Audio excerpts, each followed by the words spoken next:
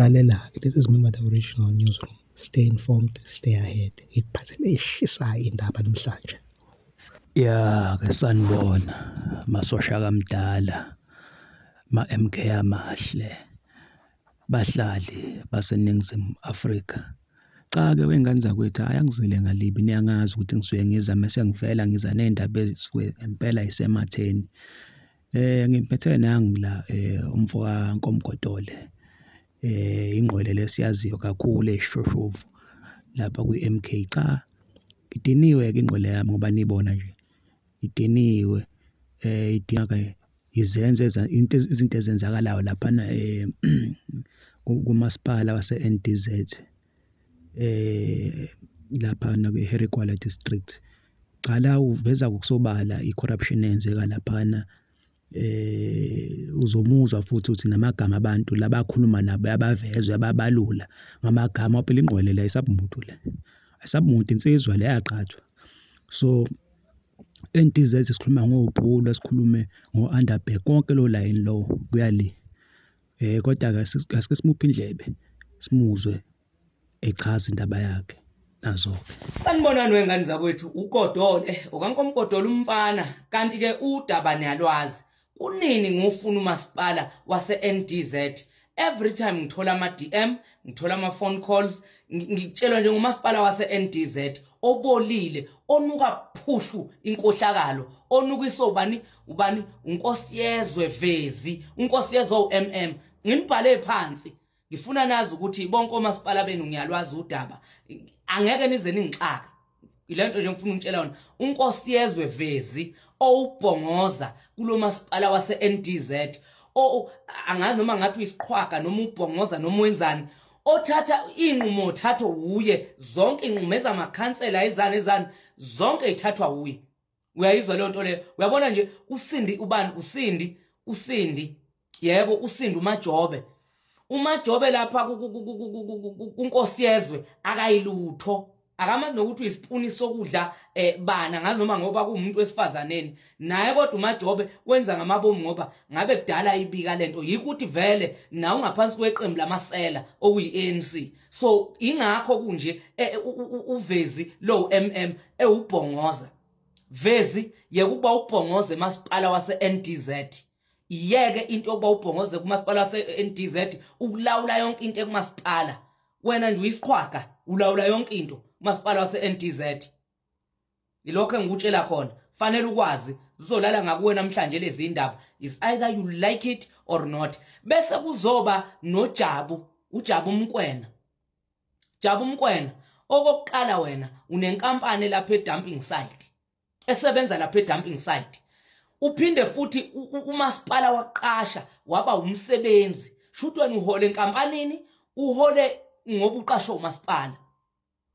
Wena Jabu Mkwena unenkinga enkulu lapha kumasipala wase-NDZ unenkinga enkulu kodwa umuntu okhoza yonke lento olawulayo uye ulokhuzana uMajobe ofanele ngabe ulawula sonke lesimo sase-NDZ njengoba abantu base-NDZ behlupheka kangaka. Kungawe Majobe uvumela uJabu Mkwena benze yonke into. uJabu Mkwena ke lo umzala kaSondezi uSondezi HR. Uyangizwa ngithini? Nginitshela yonke into. uJabu umzala kaSondezi uSondezi use-HR. Ese-HR nje uSondezi uxoshwe manje ilokhuzana usupervisor uLswazi waxoshwa usupervisor uLswazi. uSondezi ukhuphula igama lika Jabu Mkwena ngoba kumzala wakhe ukuthi uyo kufanele angene kulesikhundla sokuba usupervisor. Njalo lo Jabu ngithe unenkampani esebenza lapha edumping site umsebenzi kamasipala manje sebefuna ukumenza supervisor. Niyangizwa ngithini lapha eNDZ?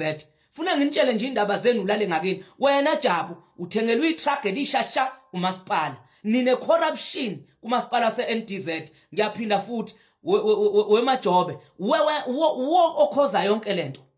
Ngoba kube kuthiwa ireporter yonke lento ngaba kunjena. kodwa inkinga yenu ni under iumbrella yamasela eANC. Yingakho lo masipala wenza yonke le nonsense eyenzeka lapha eNTZ. Nichaphaza abantu base NTZ. Nikwazi kahle sizongxoba lapha kumasipala wase NTZ sawawina wonke ama-ward o-15. Akusalanga neyodwa onke o-15. Ngiyanicela bantu bakhona lapha eUnderberg eBhulwa kuzoba senkwezela kuzoba seCrayton yebo ngingabe ngisho kahleni kuzoba ehlabeni kuzoba seQulashi kuzoba eKilmoni yebo sengisho nje amakhuze ewonke ngani zakwethu isikhathi sifikile umasipala sowuthatha umsebenzi nizowuthola ngoba nilenzile iqiniso sekushoda manje ukuthi siwuthatha umasipala siubuyise kithi njengoba ningenamandla lapho kumasipala waseNTZ hayi ukuthi kwenzakalani icorruption egcwele kulabantu laba niyangizwa ngithini bese kuzoba idistrict iHerigwala ephethwe umzamo onxumalo Zwide musa ukuchaphaza abantu Zwide musa ukuchaphaza abantu bomkhonto labo baxhaphaza Zwide ene sokwenza iqiniso lokuthi nalo district kanye nomasipala wakhona sizokuthatha icorruption iyanuka uthule Zwide awukhulumi lapha kumasipala waseNTZ nawe kule district oyiphethe ibolile angithi niphethwe iqembu lamaseli ANC funele lale ngakini lezi indaba. We are sick and tired yokumasajana nabantu abenza rubbish komasipala. Ngikhuluma nje kanje iqiniso solenza, angikhulumi kuphela. Uthayela kunomoya ngizothwala. Nasi. Bantu abangaphansi komasipala waseNTZ ngiyanicela ngani zakwethu nibekezele. Isikhathi sesifikile. Nizokwazi ukukhipha lo Nkosi yezwe uVezi OMM lapha. Okuyena uBhongoza orula kwaSani ngicela simkhipheni maduzana Majobe nawe uzofela ukuthi useqenjini lelamasela angikuzwanga okubi ngawe angifuni ukutshela manga angikuzwanga ukubi inkinga yakho uqhoqhozwa yilo Nkosi yezwe uVezi awukwazi ukusebenza imeya angazi noma ukweya ngoba umuntu wesifazane ukwenzakalani kodwa nje uVezi akakuthathi notice bese kuzoba uJabulani Mkwena nomzala wakho uSondezi HR Sondezi ngiyezwa ukuthi ufuna ukufaka umzala wakho ebe yisupervisor njengoba nixosha uliswazi ngiqedile ngiyema lapha ningamasela anusebenzele umphakathi 15 watt athatha umkhonto kodwa ke sisonikhombisa imfungu nkomgodo lesende la kweliphakathi nizokubona okwabona uSawule eDamaseki ngiyanitshela ngiyema lapha ngiyeza nabanye omasipala ngidm ngomasipala ngakini uma usebenza kwamasipala ngizoke ngibahlaphaze sesikhathele manje we are sick and tired umasipala waseNTZ kanye nedistrict yakhona iHerigwala amasela icorruption iyanuka phushu sengiqedile baba yini nabakwethu niyalwazi udaba